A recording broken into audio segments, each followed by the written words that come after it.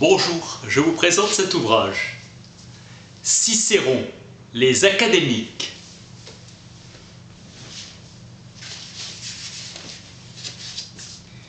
Il est témoin rendu indispensable par la perte des textes grecs auxquels il fait allusion.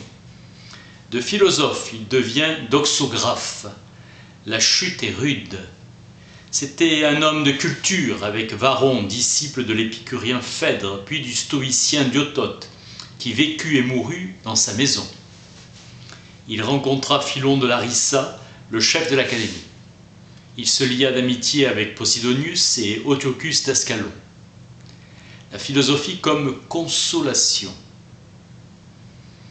Lecture causée par les circonstances extérieures. Mort de sa fille Tullia en -45. L'éloquence latine a rattrapé la grecque. Il est le porte-parole de la nouvelle académie. Pour les stoïciens, le sujet peut connaître avec certitude les objets du monde qui l'entourent. Pour Arcélias, rien ne peut être connu avec certitude, où il existe nulle représentation qui soit compréhensive. Pensée purement dialectique. Reproche fait à l'autre grand courant du scepticisme, le pyrrhonien, de l'impossibilité d'agir, l'apraxia. Le raisonnable est un critère suffisant pour l'action, Arcélias. Carnéade dit « Si Chrysippe n'avait pas existé, moi-même je n'existerais pas ». Carnéade n'a rien écrit. Carnéade dit « Cicéron arrache à nos âmes cette bête sauvage et immonde, l'assentiment, c'est-à-dire l'opinion et la témérité. » Clitomach, le sage n'assentit absolument à rien, et s'il s'abstient, c'est quand il donne une réponse d'admettre ou de nier tel ou tel point. Carnéade probabiliste, probabile, du verbe probare qui signifie essayer, vérifier. Il est purement subjectif. Cicéron dit bien que c'est le sage qui suspend son assentiment. Varron quitta la vie politique et militaire pour se consacrer à ses études. Il le fit comme Cicéron, car son parti ne l'avait pas emporté. Pour Cicéron, le style, c'est l'homme, rhétorique. Traduction de Cicéron des Grecs, des textes grecs en latin. Difficulté à diviniser la pensée grecque. Il a une position fermement anti-stoïcienne quand il s'agit de la connaissance et des capacités de l'esprit humain. Dans la nouvelle académie, l'esprit n'est jamais contraint d'assentir à quoi que ce soit. Le vrai et simple bien, inséparable de la beauté morale, Zénon de Kision. Chypre, fondateur du portique. Cicéron défend l'idée d'écrire des ouvrages philosophiques en latin. Le premier Socrate détourna la philosophie des questions obscures et voilées. Il la dirigea vers la vie en commun. Il n'affirme rien lui-même, toute la sagesse consistant uniquement à ne pas juger que l'on sait ce que l'on ne sait pas. Il loua la vertu et exhorta les hommes à la rechercher passionnément. Aristote eut la fécondité de son génie. Le bien vivre, le bien de l'âme consiste dans ses aptitudes à comprendre la vertu. La fin des biens consiste à obtenir toutes les choses qui sont premières par nature, le bonheur reposant sur la seule vertu. Le critère de la vérité ne réside pas dans les sens. Avec Zénon, tout ce qui touchait à la vie heureuse, il le ramena à la seule vertu. Seul bien, le beau, le simple, l'unique. Les autres choses ne sont ni bonnes ni mauvaises. Zénon plaçait toutes les vertus dans la raison. Il voulait que l'usage de la vertu fût beau. De l'ignorance naissait l'opinion qui est sans force et inclut le faux comme l'inconnu. Arcélias, fondateur de la nouvelle académie, s'opposait à Zénon. Les anciens disaient qu'on ne peut rien connaître, rien percevoir, rien savoir, que les sens sont obtus, l'esprit faible, la vie courte et la vérité selon Démocrite, plongée dans l'abîme. Tout est gouverné par l'opinion et la coutume, sans place aucune pour la vérité. Arcélias affirmait qu'on ne pouvait rien savoir. Carnéade, quatrième successeur d'Arcélias, resta fidèle à sa méthode. Lucullus, homme d'État d'une mémoire divine, il s'adonna à la philosophie avec passion. Défense de l'attitude de la nouvelle académie. Recherche de la vérité. Arcélias était célèbre pour sa finesse d'esprit et la grâce admirable de sa parole. La mémoire constitue la base de la philosophie et de toute la conduite de la vie et de tous les arts. La connaissance des vertus fournit la preuve de notre capacité à saisir et à comprendre de nombreuses choses. Repose sur elle la sagesse, cet art de vivre qui trouve sa constance en lui-même. La philosophie doit progresser à l'aide de raisonnements et la sagesse ne doit pas douter d'elle-même, ni de ses décrets, dogmata.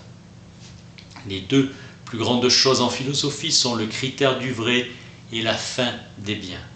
Nul ne peut être sage s'il ignore qu'il existe un point de départ de la connaissance ou un terme du désir et donc ne sait pas d'où il part et où il doit arriver.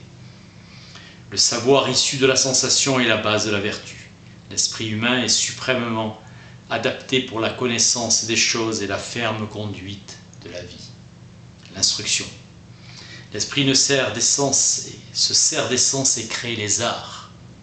La philosophie produit la vertu, qui est la seule chose dont dépend de toute la vie. Le critère de la vérité est la première attaque contre le probabilisme académicien. Chercher quelque chose qui m'apparaît vrai de manière que cette apparence ne puisse être fausse. L'assentiment et l'approbation s'appellent chez les Grecs synkathesis. Sans assentiment, ni la mémoire, ni les notions, ni les arts ne pourraient exister. Ôter la représentation ou l'assentiment, c'est ôter à la vie toute forme d'action. Concentrer son esprit sur les choses évidentes pour reconnaître la quantité de lumière dont elles sont baignées. Avoir l'habitude de parler méthodiquement et avoir à ses dispositions les réponses pour être armé pour affronter les questions et les finasseries des académiciens. Il faut blâmer les académiciens d'utiliser la sorite, qui consiste à progresser en ajoutant ou en retranchant peu à peu un élément infime. Faire un tas en ajoutant progressivement un grain. L'évidence vaut même contre les songes, l'ivresse et la folie. S'en tenir aux évidences, le sage lui-même, en état de folie, s'abstient de peur d'accepter comme vraies de fausses représentations. Le sage suspend parfois son assentiment. Problème des indiscernables. Les œufs et les abeilles, par exemple, se ressemblent. Pour les philosophes, chaque chose particulière possède des propriétés particulières. Le comble de l'absurdité est de suivre les représentations probables. Pour trouver la vérité, il faut soutenir en toute chose le pour et le contre. Adopterais-tu une philosophie qui confond le vrai avec le faux et qui nous spolie de notre jugement? En supprimant l'assentiment, on supprime tout mouvement de l'âme et toute activité pratique. Prends garde que tu ne sois pas la dernière personne à pouvoir défendre cette théorie. Réaction opposée d'Hortensius et de Catullus. Exposé de Cicéron, son attachement à la philosophie de la Nouvelle Académie. Trouver la vérité, notre recherche porte sur le sage. Cicéron dit ne pas être un sage. Le pouvoir suprême du sage est d'être éloigné de l'erreur. La légèreté de la témérité. Le sage n'opine jamais. Donnant son assentiment, le sage aura une opinion, car il a senti quelquefois.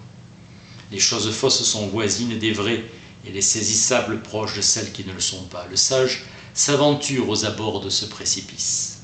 Le sage n'opine jamais, et il en résulte qu'il retiendra toujours son assentiment. L'impossibilité de rien saisir est l'objet de la controverse. Sur la foi de son maître Zénon, la beauté morale est le seul bien. Les philosophes anciens sont les garants du doute. Anaxagore ne se prononçait nullement sur la réalité de la couleur de la neige. La neige est noire. Métrodore de Chios était admirateur de Démocrite. Empédocle paraît délivré, mais son chant est très digne des sujets qu'il traite. Personne avant Zénon n'avait soutenu ni même dit que l'homme peut ne jamais avoir d'opinion et que le sage non seulement le peut, mais encore le doit. Si je montre que rien ne peut être saisi, il faudra admettre que le sage n'assentira jamais. Cherchez la cause de nos impressions, les yeux ne mentent pas.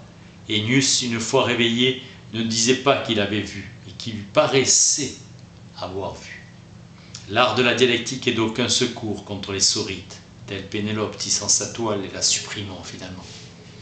Le principe de non-contradiction. Les représentations sensorielles doivent être approuvées, pourvu qu'on garde à l'esprit qu'elles n'offrent jamais aucun trait, qu'aucune fausse ne puisse avoir sans différence aucune. Le sage cédera à l'impulsion, car il n'est pas sculpté dans le roc ni taillé dans le chêne. Il a un corps, une âme. Il est mu par son esprit et par ses sens. Si le sage ne donne pas son assentiment, c'est qu'il pourrait exister quelque chose de faux. Pagnesius, le premier doute de la vérité des réponses, des aruspices, des auspices, des oracles, des songes et des vaticinations, et il suspend son assentiment, le saisissable. Pour un péripatéticien, on peut saisir ce qui est imprimé à partir d'un objet vrai, le vrai tel qu'il ne puisse être faux. Cicéron rappelle qu'il ne parle pas de son savoir, mais celui du sage. Thalès, l'un des 7 sages, à qui selon la tradition les 6 autres cédèrent la première place, dit que toutes les choses se composent d'eau. Anaximène soutient que l'air était infini, mais que les choses qui en naissaient étaient finies. Pour Parménide, le premier élément est le feu. Selon Leucippe, c'est le plein et le vide. Empédocle enseigna les 4 éléments. Héraclite le feu. Rien ne peut exister sans Dieu. Straton refuse d'avoir recours à une main-d'œuvre divine pour fabriquer le monde. Tout ce qui existe est entièrement l'œuvre de la nature. Straton dit que l'enseignement de Démocrite est une rêverie, une expression d'un désir. La nature de l'homme demeure impénétrable. L'examen de la contemplation de la nature sont pour l'esprit et l'intelligence une sorte de pâturage naturel. L'investigation de ces phénomènes sublimes et profondément cachés offre à elle seule un attrait, mais s'il se présente quelque chose qui paraisse vraisemblable, l'esprit s'emplit de la volupté la plus parfaitement humaine. Le sage entreprendra ses recherches. La récompense est le vraisemblable. Aristippe, disciple de Socrate, a fait du plaisir la fin. Cicéron tranche pour le sage stoïcien ou un sage de l'ancienne académie, ou les deux. Zénon place la vie heureuse dans la seule vertu. Les académiciens disaient que la nature avait donné les émotions à nos âmes pour notre utilité, la crainte pour notre sauvegarde, la pitié, le chagrin pour la clémence, la colère, une sorte de pierre à aiguiser le courage. Chrysippe dit la faim et la beauté morale, ou le plaisir, ou les deux à la fois. Il y reste 2 lutteurs, le plaisir face à la beauté morale. Il n'y a pas grand débat. Le plaisir écroule l'affection, l'amitié, la justice, puis les autres vertus. Il ne s'en subsiste aucune, car pour exister, la vertu doit être désintéressée. Sans être sage, l'homme comprend bien des choses. Antiochus.